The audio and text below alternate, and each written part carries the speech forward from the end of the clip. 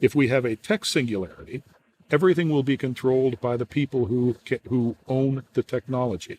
Those are mega corporations, okay, run by people who are not typically very nice or public-spirited people. They're highly acquisitive. Okay, they tend to be narcissistic, Machiavellian, sadistic sometimes.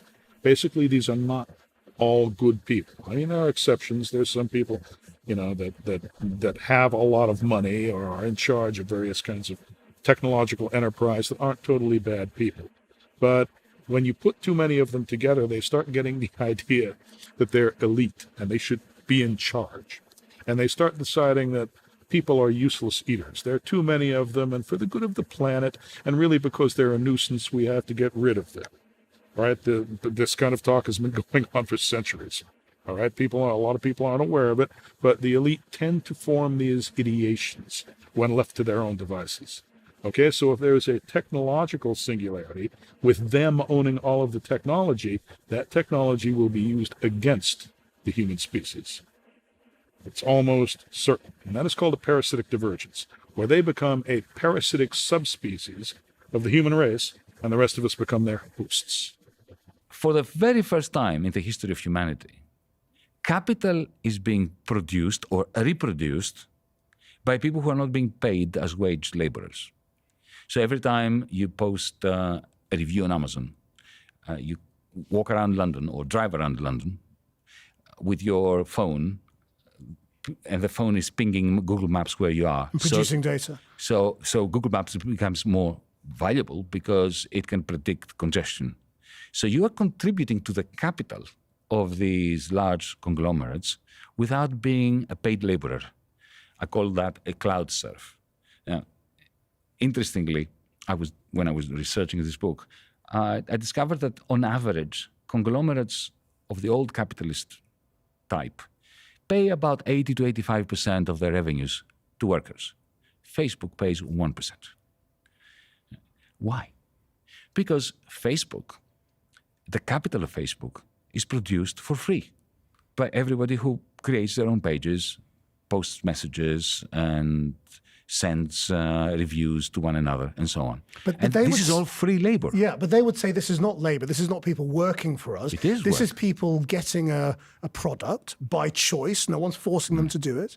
They are choosing to use the platform that Facebook is, or whichever platform you might be talking about, and they are getting a convenience out of it. They're getting a service from that.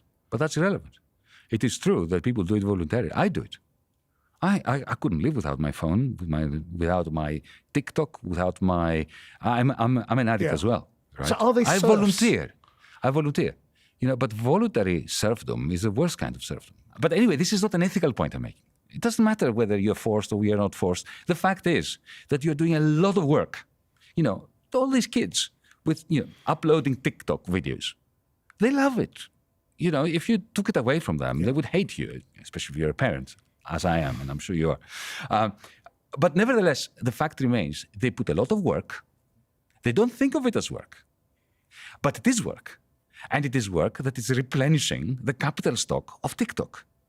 Now, that from a macro perspective is crucial because you have capital being reproduced without wage labor. Now, why is it important? Because wage labor means that there are wages that are being paid, and those wages contribute to the demand for things in the marketplace. When you have all this labor producing capital, but it is not remunerated, that shrinks aggregate demand macroeconomically. And what does that mean? It means that central banks cannot get away without printing more money to replenish the demand. But then, especially when you have an inflationary cost of living crisis as we do now, there is a clash of objectives. On the one hand, to arrest rising prices, but on the other hand, if you don't print the money, because you have so much work that is not remunerated, then aggregate demand is shrinking. This is why central bankers are in a state of apoplexy. They do not know what to do. They are damned if they do, raise interest rates, and they're damned if they don't. And my great concern is that we are on a cusp of a new era. Like, imagine if this was the 1780s, 1790s, 1800s.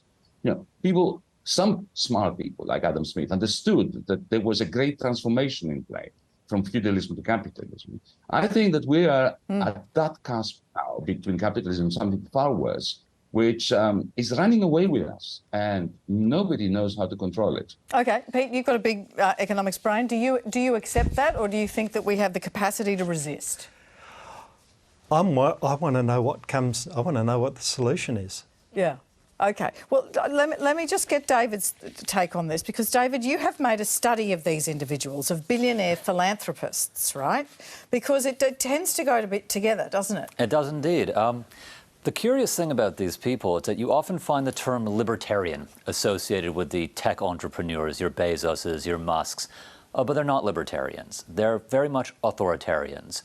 They're not interested in freedom for everyone. They're interested in freedom for themselves from government regulation, which is why it's a mistake to call them middlemen. They're not middlemen. It's like Yanis says, they're overlords. They want to be free of any constraint, the way that feudal overlords were in the past, with the divine right of kings. They want to rule arbitrarily because they view themselves as geniuses. And we are all buying into it. One click at a time, we're affirming their power. We're saying, yes, we want to give you arbitrary power. We want you to give the power to shape our desires. We want you to have the power to shape the fundamental terms of social cooperation through Amazon marketplaces and eBay. All of these things are shaping the way we interact with each other, and there's no accountability.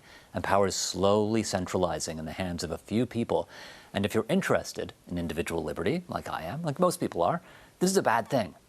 This is crushing the bases of democratic society, because we are creating a hyper-concentrated source of economic power that can't be checked by the state because it's transnational. It is fascinating and is extraordinarily alarming. So, Yanis, dare I say, how do we resist? Is it a simple matter of getting rid of the smartphone, getting yourself one of those flip phones that I threatened to get the children, which has no internet connectivity from it, and tune out and drop out? Crowd capital cannot be uninvented, thankfully, because it can be put to tremendous use, just like artificial intelligence.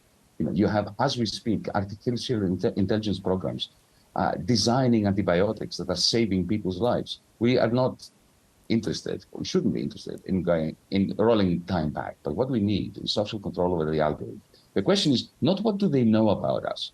The question is who owns them, and how can organized democratic society take control of the algorithms in the interest of the many.